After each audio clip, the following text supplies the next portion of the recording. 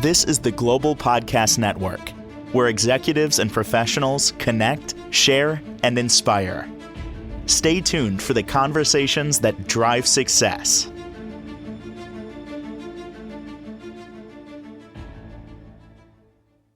And welcome back, everybody. So, what's the story? There's a story in everything. We have a story. You could go into a Starbucks and get a cup of coffee. There's a story behind it. It wasn't just walking into the store and ordering and grabbing it. If you take a look, there's a story in that. Maybe not a super compelling story, but maybe there is. I don't know upon that day that you went in. But there's a story in everything. And that's why they call it the art of storytelling. We're going to talk to somebody who is a storytelling author. She's a professional storyteller. She has written some fantastic books. And I don't know anybody like her. We're going to learn a lot today. Carolyn Stearns is on the program. How are you doing? I'm good. TGIF, and let's roll into a weekend. Oh, well, there's a story there. Like, what are your plans for the weekend? I'm gonna tell me a story. What are you doing this weekend? What are you thinking? Garden chores, barn chores, yard fall cleanup. Just taking care of the place here. And I bet you if we went some maybe layers, squeak in a little fun personal. if a couple of layers deeper, we would find stories when you say barn. Obviously, you're in a farm setting. Would I get that right? Yeah, little farm, big farm. Wow. All right. So we open the door. How many animals? What kind? So we have at the house here, it's a kind of my kids and all are included. We have horses and chickens to lay the family's eggs.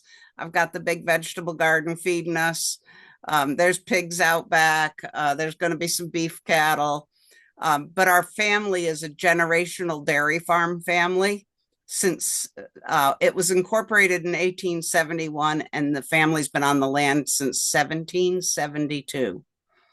Wow. I have an appreciation, a recent one, for horses. There is just something magical, majestic. I meet a horse, I'll just stare in its eyes, and I feel like I've connected with that horse. Do you feel the same thing? Absolutely. A horse's magnetic field is 5 times the size of ours. And they do connect deep, deep to you. And they will remember you if you're not nice to them, like crows will too. Generationally will remember you if you're mean. Horses have a very deep sense of connection to people. I know we digress a little bit here from storytelling, but I think it's in the wheelhouse. I mean, there's a story right there. And you talk about the 1870s. I have an affinity for that time period. I'm being very, very serious. I even did if you want to get a little woo here, timeline regression about 2 months ago. And it seems like I always loved that period, but it seems like I existed. I'm currently watching the series 1883. I don't know if you've seen it. I recommend it. Just because it's a interesting time. There was a little bit of technology, but it was a simpler way of life, if you will. When you do, and we're going to get deep into the difference between storytelling and reading a book, but do you look for different time periods when you are telling stories? So historical storytelling is my specialty. Okay. I was raised embedded in history and the life of the colonial era, and I've done a ton of work in the Civil War era. But I also have interest in other, historical periods. World War I is in one of my books. So I'm drawn to finding not the name and the date on a stone or in Ancestry or on your family paper tree. That's not the person, and you don't know them by that. It's when you do the research and you know the person by their story, and you can dig up so much of that story. It is so true. And if you've ever done 23andMe or Ancestry or any of those, it starts revealing your family story. I did about a year and a half ago. Learned a lot. and all good. Yeah, because you think it's all about us. We're so self-centered in that way that, I'm the only me. And then you go, oh, I'm just like that great grandfather. I'm just like that great grandmother. They had that drive. They had that musical interest or whatever it is. You find out it was there. It just popped up in you. It's funny you should say that. And it's not about me, but I'm going to share it because it's what we're talking about and the story. I did ancestry.com. I learned that I'm Lithuanian, never even knew I was. I didn't have a close connection to my father's side. And what we're talking about the 1800s, right? So I always have, like, I love looking at pictures and I love looking at the clothing. Like, how did they do that? It looks like it could have been done today. They didn't have this technology. It looks amazing. And it's real photographs. So it's the real deal. Come to Yep. learn, talked with a genealogist who traced back with a couple of facts. I don't know how she did it. And she said it was like really easy. It turns out that my great grandfather was a tailor in Lithuania, worked his butt off, moved his family to New York City. She even knew the street he was on, and he was a very successful tailor. So, like you say, just like your grandfather or great grandfather, I have an affinity for looking at clothes and things like that from that period when he was working. And sure enough, I didn't know he existed. That was Yep. as part of my story. Like it's interesting once you start looking a little bit deeper. And also, I'm going to say in today's world, quieting the noise. There's so much technology, devices, and everything. You can't really look at these wonderful little nuggets of information or inspiration out here. What is the difference between storytelling and reading a book? So reading a book engages that certain part of your brain, whether you're reading it aloud to an audience or children or family member, or whether it's internal reading. It connects that one section of the brain. There's been research done where they've connected people's brains with the EEG equipment, all the wires and so forth, and connected the storyteller. And after a few minutes of oral presentation story, no book, just story, the brain sync. And it doesn't do that with audio. It doesn't do it with television. It doesn't do it when you read aloud. The only time they really sync is in oral presentation of story. Wow. And I think the reason is in our primal stage of humans, if you didn't get the story that there's a saber-toothed tiger outside the cave, you didn't survive to go on. And so story was their communication of the dangers of trying to live in that wild world. And so Wow. we've been wired for survival by story. And it's why marketing relies on storytelling to reach people, because it hits them, but it won't ever hit them as much as a person-to-person verbal exchange, that performance. And it includes all the facial features that are lost in reading a book. You can't read that person saying, yeah, I didn't like them. But when they say it with an angry facial feature, it has so much more depth. You don't get that reading the book unless the author goes to all that detail. Mm. And so oral storytelling is super powerful for connecting to others.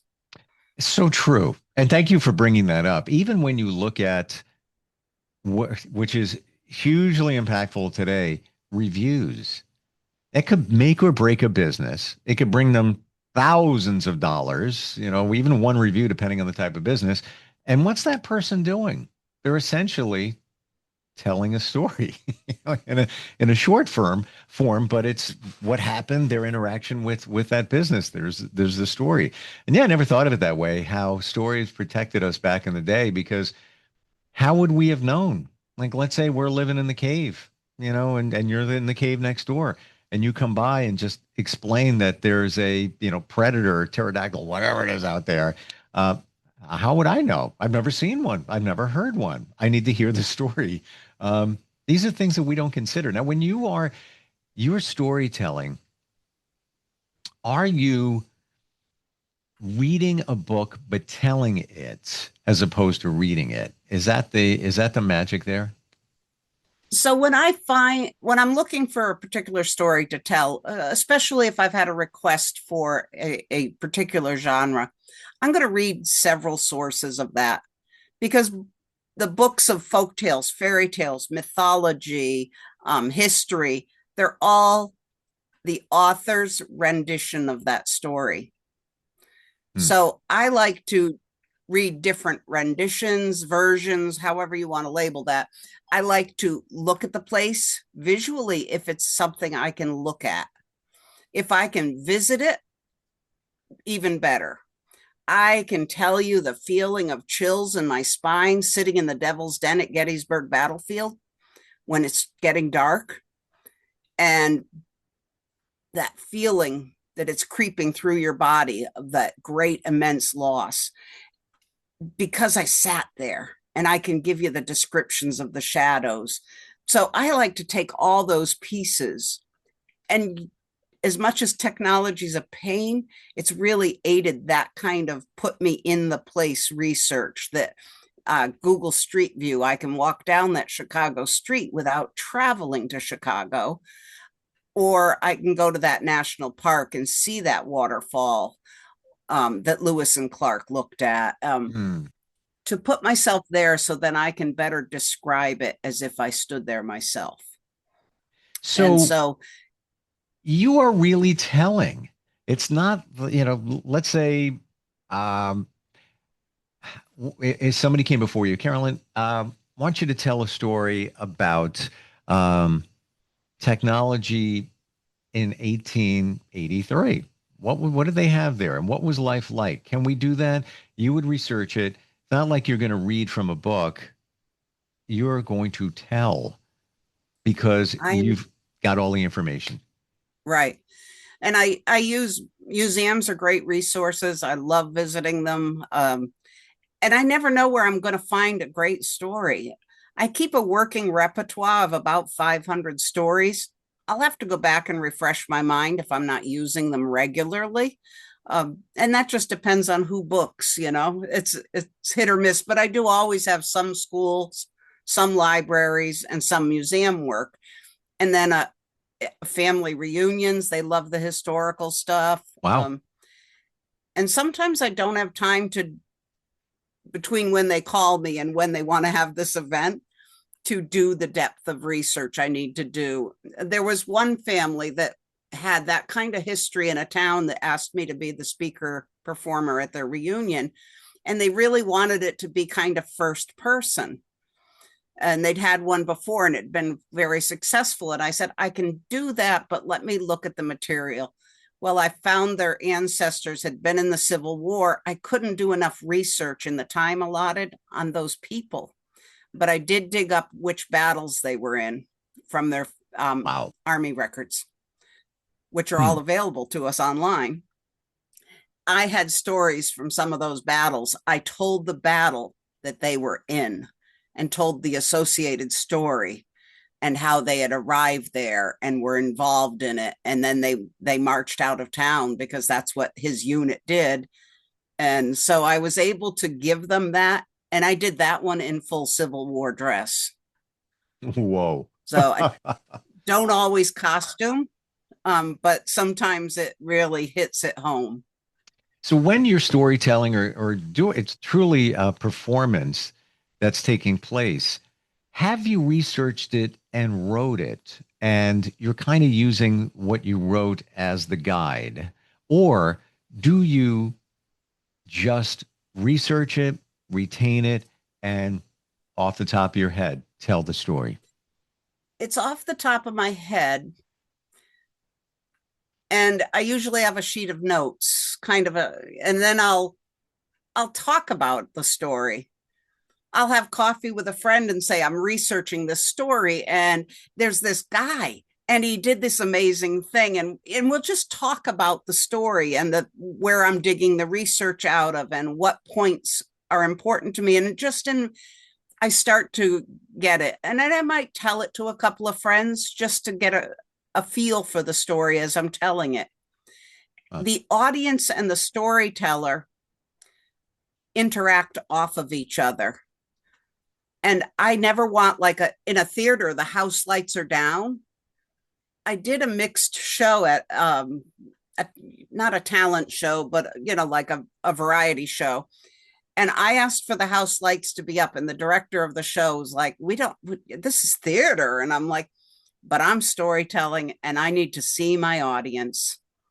And I owe them an understanding of what they're taking from me as I give it. So it's very back and forth. And after I finished the dress rehearsal, he said, "Oh my God, I didn't understand that. I saw it." Because the people were reacting to me and then I was feeding off of that. If I saw them come back with I give them time to breathe. And I might slip something light in there to release that tension. So I can manipulate a story that you can't do with a book to keep my audience engaged. If I see somebody start to look around, they're drifting. What am I going to do to bring them back into the story? Wow. And sometimes it's that gesture that she took them in, and all of a sudden those people, you see their bodies move forward in the audience because they feel that draw. Story has such an intense power. My gosh, I'm seeing this in a whole different light. And I'm even just visualizing being part of the audience and you there. And let's say you have a drifter. You're at the point and somebody's kind of looking to the side and have you ever, and I mean this in a loving way, have you ever called somebody out? Like if somebody's drifting a little bit, and have you ever pointed to somebody in the audience and said, "And sir, did you know that?" Or just, like physically engage them as you bring them back. I physically engage from the eyes. Okay. And that I'll face a little more to that direction. So Gotcha. They may or may not feel it's directed at them, but it's certainly directed at that quarter of the theater or that piece of the circle sitting with me, that portion of the audience that I am reaching you with this important moment here. Eye contact is hugely important in our culture in particular. There are some cultures who it's disrespectful to make eye contact. But in storytelling, it's so important that I see and connect with those people. And I have to take care of my audience. So an example of that, I sat with a group of school-age children, grade 1 to 5, and was going to tell a story. And I sat down. I quite often tell from my feet, but I sat down because they were all sitting on the floor and were very low. And I don't want to hover down over them. So I got in one of the little kiddie chairs and I said, "Today we're going to tell a story about Mr. Red Fox." And this beautiful little girl sitting in the front, maybe 6 years old, who had been all giggly and bubbly, just disintegrated into tears. And all I'd done was say the title. Then it's my responsibility to deal with that. I'm not her teacher. I'm her storyteller. But I am responsible if something made her cry. And I stopped and I said, "Why are you crying?" And she said, "The red fox, he wouldn't stop biting me and Grandpa and Mommy. And the swing set got all tangled up. And it was a rabid fox that attacked her." And I said, "I'm sorry that happened to you." I said, "I can't do anything about that sick fox, but I can make today's fox go away. Help me blow it away out of the room." And the fox was gone. And I told a different story. Wow. Would you consider yourself, Carolyn, an actress? It's probably closer to acting than it is to a lot of other things. And it's such a mixed thing. I sometimes throw music into story. There are people who will connect quicker with that little musical interlude. I'm talking about somebody on a whaling ship and out rolls a few bars of a sea shanty. and it just ties things together. So it is a performance, and I call myself a performance storyteller, to try to draw the line between reading a book to an audience, and quite often that's what people are expecting. Do you find that lyrics of songs, older ones, um, or even better sometimes than books because they get closer to the point and there's more of a connection sometimes because music is so powerful. Ballads in particular, they're storytelling to music. Yeah. Um, Even a simple beat, uh, Hamilton's a great example of that. That beat that is consistent in that story, and the beat changes when the drama's higher. And you'll find that in Native and in African storytelling, where the drum is so important in the telling of a tale and how they beat it, because it's going to mimic your heartbeat and you're going to Wow. syncopate with it. Wow. I think in music, so I just got a download of a song that came out in the 80s by a band called Split Ends. They were sort of like a new wavy band, sea shanty. They use that in a song called 6 Months in a Leaky Boat. And it's about the journey of some men on a boat. And you feel it. And it's got a beat. It moves along. It's not like this serious song, but you feel the angst of, the boat. Where are we going to go with this? Yeah. And they use the sea shanty. Um, Fabulous talking with you. What a breath of fresh air. And it's now was old is new again. Because this is, you even think back to the song, back to music. Wasn't even playing that, but the most wonderful time of the year. In that Christmas song, they say there'll be scary ghost stories and tales of the glories of Christmases long ago. That's what they did back in the day. They, Always. right? Books are a new thing in the timeline of humans. Mm, Books are really new. And most of the people that could afford the early books were rich. They yeah. were kings and queens and dukes and whatever that were educated to read a print book and could afford a print book. They were a real luxury item. Yep. And that's why all the tavern signs or business signs were visual. There was an anvil for a blacksmith because they didn't read. They could see the sign. They knew it was a blacksmith. He has an anvil. There Right. was a boot for a shoemaker. So the words came much later. And so story had this huge time in humanity to develop. And books are still a brand new thing if you look at the whole picture.